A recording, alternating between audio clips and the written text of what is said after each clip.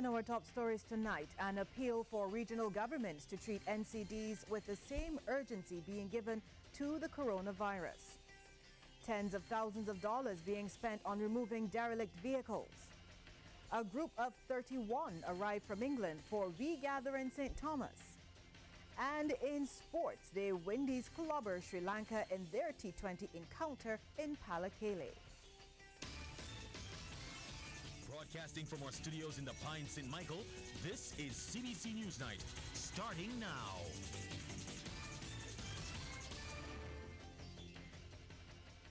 Very good evening to you. I'm Lisa Broom. Thanks for joining us.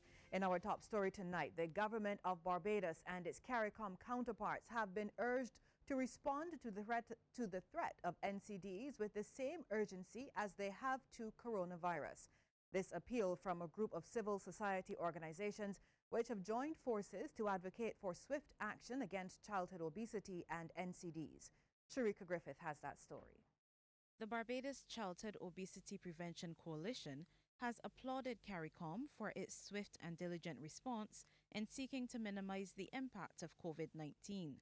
However, it believes that regional governments should similarly heed the warnings coming from the World Health Organization about the pervasive and ongoing threat of non-communicable diseases. As countries and organizations work to address the threat of the coronavirus, it is important to note, however, that the NCDs, while they are unique and much slower pace, are constant and consistent, and they don't exist in isolation. For instance, the WHO has declared that people who experience NCDs are at higher risk from any viral infection, including coronavirus. As Barbados joins health NGOs across the globe to mark the first unified World Obesity Day, a call has once again been made for government to implement specific evidence-based policies which the WHO has identified as being most effective in reducing childhood obesity and related NCDs. When you went to school, it was to learn for a wholesome environment. Now today, we're being targeted by these companies to market these products to us, and they're never healthy products. They're always highly processed products that are not the best for our health. So essentially, what we're being placed in a situation to do is pick our poison. Because we're in this environment, we don't have healthy options, and then the only marketing we receive are from companies who do not protect our best interests. And as our government has signed on to the Convention of the Rights of the Child and recognizing that they will be looking out for the youth's best interests as one of the conventions, that ensures that we are protected from these predatory marketing practices. However, President of the Healthy Caribbean Coalition, Sir Trevor Hassel, believes the private sector also has a role to play in this fight. There is much evidence to show that the private sector in Barbados has contributed to the obesity epidemic in Barbados. The call from the minister is therefore timely. A combination of appropriate policies and legislation, coupled with pro-health business practices, is the approach most likely to result in Barbados achieving the Sustainable Development Goals and the targets. The theme for World Obesity Day 2020 is The Roots of Obesity Run Deep. Sharika Griffith, CBC News. Sharika, thanks. Prime Minister Mia Motley and President of Trinidad and Tobago, Paula May Weeks, discussed a number of challenges facing the region when they met at government headquarters today. Ms. Motley said regional governments are concerned about the escalating violent crime and emphasized the importance of the upcoming CARICOM Heads of Government Summit to be hosted by Trinidad in April to find solutions to these matters. But she stressed that governments alone cannot solve the problem, adding that Caribbean societies had to take an active role in the process. The Prime Minister pointed to two new programs, the Youth Advance Corps and the National First Jobs Initiative, that are all geared at helping young people make better choices and prepare them for the world of work. Ms. Motley said Barbados and Trinidad and Tobago were working closely together and noted it was necessary for these small states to unite to deal with various matters. She said both countries would be sharing some of their overseas missions in the future. And President of the Republic of Trinidad and Tobago described the initiative as an excellent idea. The government has spent over $94,000 removing derelict vehicles from various locations across the island. Acting head of the Environmental Protection Department, Anthony Headley, provided the figures when the debates on the 2020-2021 estimates continued today. At present, we have identified 736 derelict vehicles. We've removed to date 659 derelict vehicles. 11 contractors have received work, and we have spent approximately $94,425,000 on the derelict vehicles program. The Sanitation Service Authority now has 23 new trucks in its fleet and a total of 33 vehicles. The latest count from Environment Minister Trevor Prescott. We are very close to 35 trucks functioning at the sanitation services.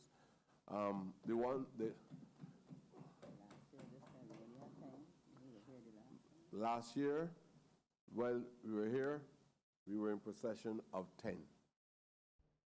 Barbados Tree Planting Project is part of a larger global effort to combat the diverse effects of climate change. Coordinator of the project, Dr. Charleston Brathwaite, told Parliament the initiative to plant 1 million trees in Barbados, which started last October, can also become an income earner for Barbadians. They were working with some of the small contractors already in nursery development, and therefore this could be a possible way of that collaboration, reaching a mutual cooperative arrangement where small contractors, small producers could sell trees to the NCC, and the NCC then make them available to the public. Wonderful, thank you. So I think there's a lot of opportunities here, and over time, I think there'll be job opportunities resulting from this tree project because of the increase in nursery capacity that is needed to make it a reality. At least 2 sites in Christchurch will be spruced up by the National Conservation Commission. Its acting general manager, Ryan Owls, says an area to the west of the Oistins Bay Gardens has been earmarked for the works. The drainage system in the neighboring Bay Gardens is also to be renovated. We have in our Christchurch plan to add some benches to the area, add also a barrier which would be based on vegetation. You see a hedge along with ropes and bollards in a very picturesque way to ensure that it is safe for children to play. So that is on our Christchurch agenda, and that will be done in this next financial year. Mr. Owls explained that the NCC will also be seeking to improve facilities at Dover. We thank those that have come forward at the Dover Esplanade and the kiosk area so far, and we look forward to greater partnerships with Corporate Barbados. 31 visitors of Caribbean heritage will be fully immersed in Barbadian culture over the next 10 days as part of St. Thomas regathering activities. The group from Birmingham, England consisted of mostly first-time visitors, some of Barbadian heritage. The trip was organized by friends for over 4 decades, Colin Maskell and Bernard Lewis. Mr. Maskell says the visitors will be exposed to all things Barbadian. We've included trips all around the island, and we've teamed up with the regathering crew in St. Thomas, and we'll be spending a lot of time there. And then we're going around Barbados. We stop at all the beauty spots and cross the island, so they need to know everything in Barbados. But we'll be playing dominoes in Oistin, eating in Oistin, so they can come any time of the day and see us there. While thanking the regathering committee for their kind hospitality, first-time visitor Carlton Barrett says he's overjoyed to finally experience Barbados. This is my first time in Barbados. I would say it's a long time coming. So I would like to say on behalf of the Birmingham UK tour, I would like to say a big thank you to you guys for the hospitality that you show us in coming to Barbados for the first time. So it's just start from what we expect to experience. So I'm looking forward to the tour and the visit around Barbados. And joining us now to talk about the activities planned for St. Thomas is Parliamentary Representative and Minister of People Empowerment and Elder Affairs, Cynthia Ford. Minister Ford, thanks very much for joining us You are welcome. Thank you for having me as well. Now, let's start by talking about regathering in St. Thomas. And there's this thing that I heard about earlier, Moonlight on a Stick. Can you tell us what that is about and a little bit about the activities? Well, Moonlight on a Stick is the experience that many of our former generations would have had when we had pitch dark environments to live in, and when the electricity was brought to the parish, one person saw it and said, hey, look, we got Moonlight on a Stick. So that became the village area where people would meet at night, play their dominoes, share their jokes. Some were very frightening when they talked about the duppy and the hag and the obia man and all that, but that was the area, what we now call the block, was really what they used under that pole, under the Moonlight street on a Stick. Yeah. Yes, yes. Okay. So now you're also telling me that the activities in St. Thomas, you'll be also twinning it with another major event that's happening in Barbados. Sure. Where we're going to be having activities for the entire month, as you will be aware, but we felt that we are not seeing St. Thomas as just a constituency, but it is the entire parish. So it borders on St. James Central, St. Joseph, sections of St. Michael North, and St. Andrew. And we're bringing all the people together. And we thought that, like good old Barbadians, we'll start with the church service, which took place on Sunday, and that was phenomenal. The multi-faith approach attracted almost 700 people in that Lester Vaughan school.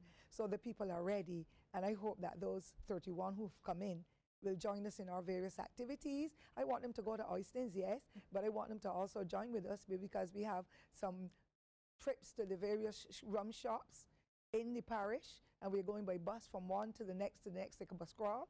So we want them to come with us. But in particular, the International Women's Day is on Sunday, the 8th of the month. But generally, the tradition is that we do the celebrations on the Friday night nearest to the 8th. So on the 6th, the Sharon Moravian Church, they are going to have a special service honoring women. And then on Sunday evening, if the Lord spares our life, we'll be going up to Welshma Hall at the recreational park that is next to the post office. And we are going to have our own set of activities. And that is the one that's themed Moonlight on a Stick, where we will go through the evening and then we'll turn on some lights and people will have fun.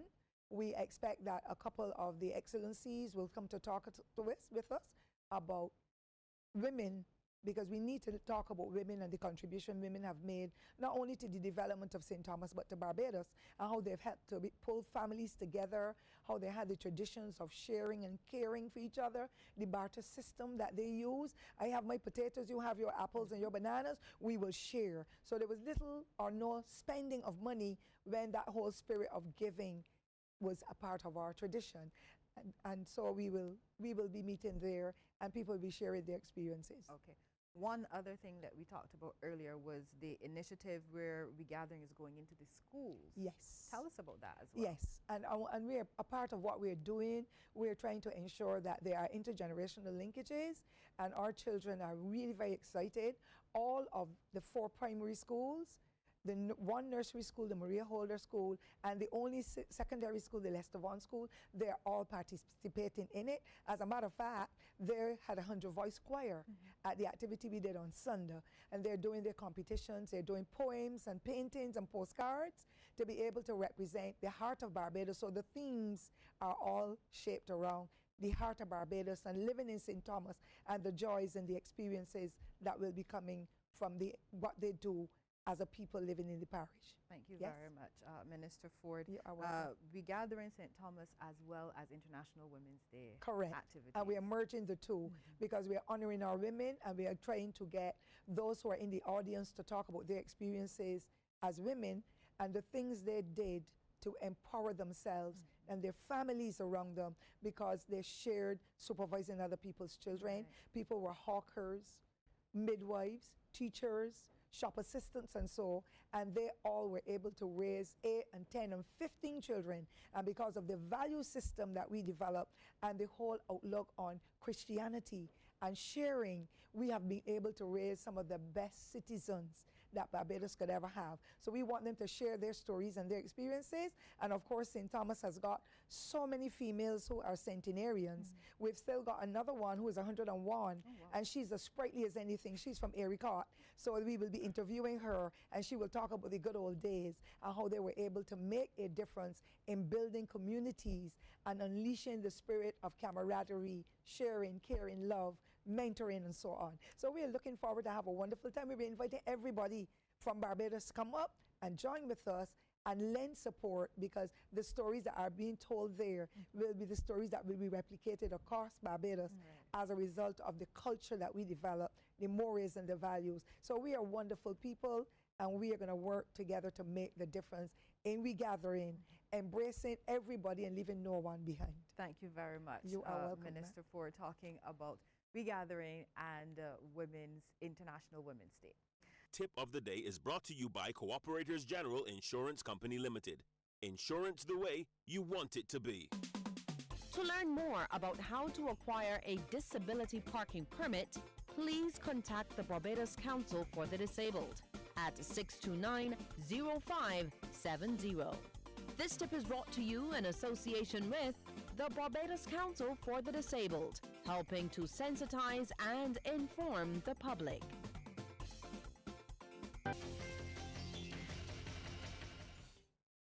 The Carter Center Observer Mission in Guyana has urged political parties to refrain from making declarations regarding Monday's regional and general elections. This as Guyana awaits the official results from the country's Electoral Commission, GCOM. Aminata Touré, the former Senegal Prime Minister, who is one of the two leaders of the Carter Center mission, urged Guyanese to remain patient and peaceful as GCOM finalizes the results. Officials say returning officers have been releasing preliminary results for the regional elections in at least 7 of the 10 regions. However, he says GCOM has made no official statement on the results to date. Meanwhile, as Guyana awaits final results, the Electoral Observer Mission of the Organization of American States called on the Guyana Elections Commission to consider implementing a more modern tabulation system for the allocation of votes. Head of the Observer Mission, Bruce Golding, also made a recommendation to ease the ethnic and political polarization evident in Guyana. We noted the strong ethnic divisions in Guyana's social and political spheres, which were amplified by the rhetoric and competition of the 2020 campaign. While the efforts of the Ethnic Relations Commission are an important starting point in mitigating the discord between the two main ethnic groups, the mission suggests that deeper, more institutionalized measures need to be used to sanction discrimination, along with efforts to heal the evident estrangement between the two sides.